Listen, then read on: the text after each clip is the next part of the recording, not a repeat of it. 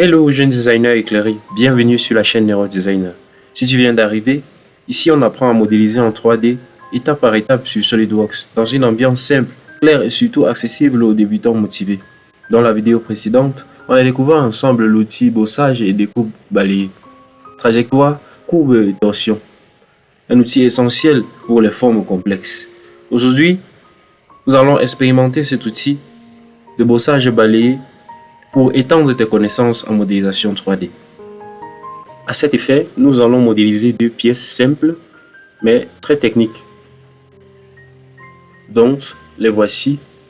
Nous avons là la première pièce et ici la seconde.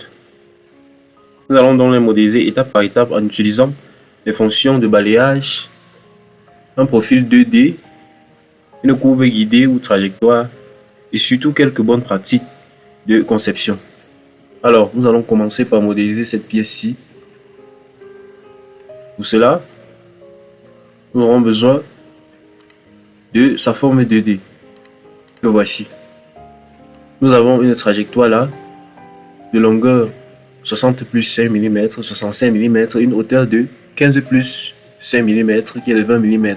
Et là, nous avons un filet de rayon 5 mm. Et nous avons un hexagone qui est le profil de côté 3 mm. Alors, à cet effet, nous allons ouvrir, tu vas ouvrir un nouveau document.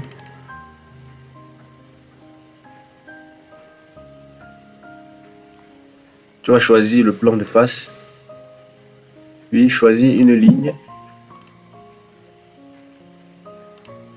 Cliquez là, là et là. Puis échappe. Dimension. Nous avons là 65 mm et là 20 mm. Nous avons là notre filet. Tu sélectionnes ces deux lignes ici. Le diamètre 10 mm. Ok. Tu valides. Et tu valides. Pour donc créer notre profil, tu vas créer un plan juste à ce niveau-ci. Pour ce faire, tu viens là sur plan. Là, sélectionne notre première référence. Et puis, deuxième référence, ce point-ci. Ou bien, tu peux tout simplement utiliser le plan de dessus. Esquisse. Tu viens là sur hexagone. Tu viens là sur polygone, autant pour moi. Nous avons là 6 côtés. Oui, c'est bon. Tu viens et tu tires de côté. Nous avions notre côté de 3 mm. Tu valides. Là, nous avons notre profil bien défini. Par la suite, tu viens sur fonction, puis bossage balayé. Tu sélectionnes notre profil là, et puis la trajectoire. Notre trajectoire est celle-ci. Puis tu valides. Nous avons ici notre première pièce qui est bel et bien réalisée. Isométrie. Ok. Alors, pour notre seconde pièce, nous avons le plan 2D que voici. Tu as là une longueur de 100 mm, là un cercle de rayon 5 mm et là une rainure, autant pour moi un filet de rayon 10 mm. Et là nous avons notre profil qui est de rayon 2,5 mm. Ok. Dans un premier temps, nous allons réaliser d'abord notre trajectoire. Pour ce faire, tu vas créer un nouvel espace de travail. Tu vas choisir le plan de face, puis cercle, rotation intelligente,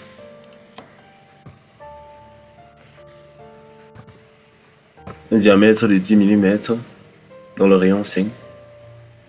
Et puis tu vas venir sur ligne symétrique, ligne de symétrie, puis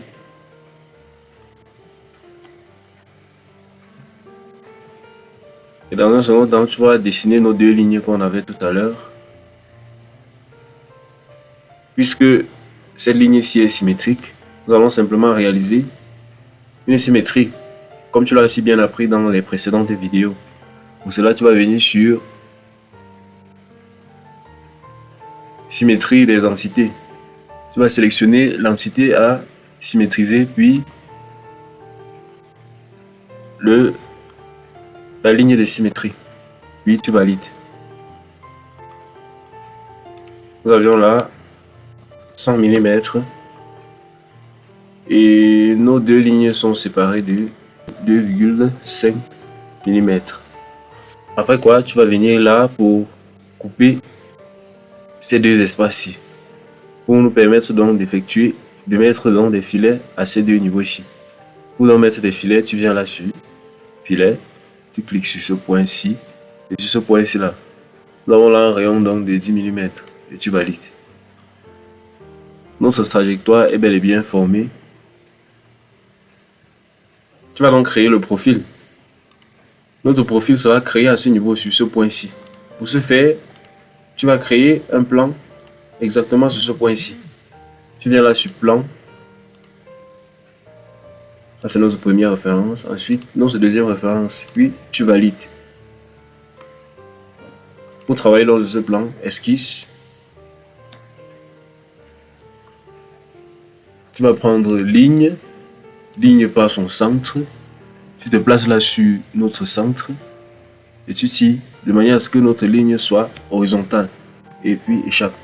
Tu prends un cercle. Attention, le cercle ne doit pas être concentrique avec le centre de notre repère. Et puis tu le tires. Nous avons là notre cercle donc de rayon 5 mm. Et notre cercle est séparé de cette ligne-ci de 1 mm. Et puis nous allons couper les entités, puis sectionner ces deux parties-ci. Nous avons donc notre profil qui est formé. Nous pouvons maintenant balayer à travers notre trajectoire. Viens là sur fonction, puis sur bossage balayer. Notre profil est sélectionné, puis tu sélectionnes notre trajectoire. Tu vois bien évidemment que la trajectoire a bien été suivie par notre profil. Puis tu valides. Tu peux cacher ce plan-ci. Isométrie. Donc, notre deuxième pièce a bel et bien été réalisée. Tu vois, c'est simple, logique et super puissant pour modéliser des formes dynamiques. Et bien, comme d'habitude, je vais te donner quelques astuces pro pour mieux te perfectionner sur le bossage balayé. Là, tu peux venir là pour modifier le bossage. Et tu peux donc, en utilisant ces options-ci, ajouter une torsion comme nous l'avons si bien fait la dernière fois.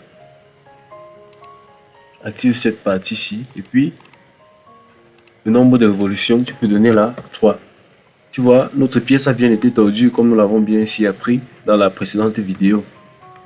Tu peux donner 5. Tu vois bel évidemment que ta pièce a bien suivi la torsion et le nombre de révolutions que tu lui as donné. Ok. Et tu peux l'annuler. Elle revient toujours au point de départ. Également une autre astuce. Tu peux même modifier ta trajectoire juste en cliquant dessus et en venant sur éditer l'esquisse. Tu peux venir éditer, changer les dimensions juste en double-cliquant là, en mettant une dimension qui te semble plus exacte. Et puis là, tu valides. Tu peux également éditer ton profil. Et ça fonctionne pareillement. Isométrie. Ainsi, nous sommes presque au terme de cette vidéo.